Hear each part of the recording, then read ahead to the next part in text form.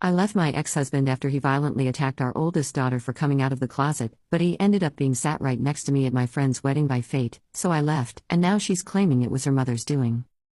I, 37F, left my husband, Darren, 37M, 2 years ago, when our eldest daughter, now 19, came out of the closet and he physically attacked her for it. We have 4 children and I have sole custody over the 3 who young enough to be covered by custody agreements, which Darren has tried to fight me over for the past 2 years, but when you have a criminal record for beating up one child, the courts are unlikely to give you custody of the others. Darren and I were in the same friendship group since primary school, but my friends told me they had all cut contact with him. I went to my friend, Rachel's, 37F, wedding, this weekend when I spotted him at the ceremony.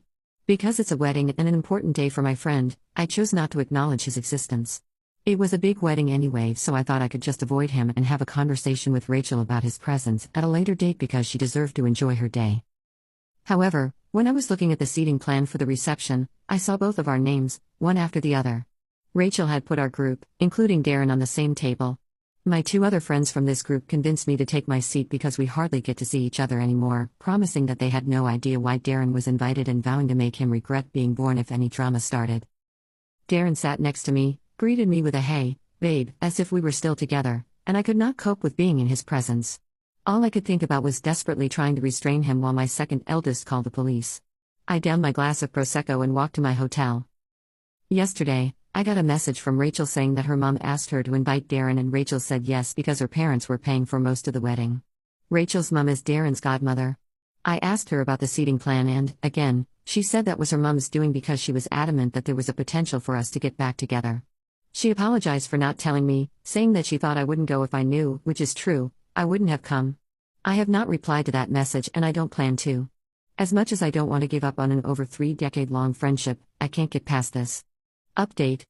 Before I get into the update, I noticed a couple of comments pointing out my mistake with sole custody, and I'm just grateful that I have a solicitor for custody stuff because if I make a mistake doesn't come up with a wiggly red line under it, I will not pick up on it. Anyway, I did not reply to Rachel and just blocked her, but her husband called me yesterday.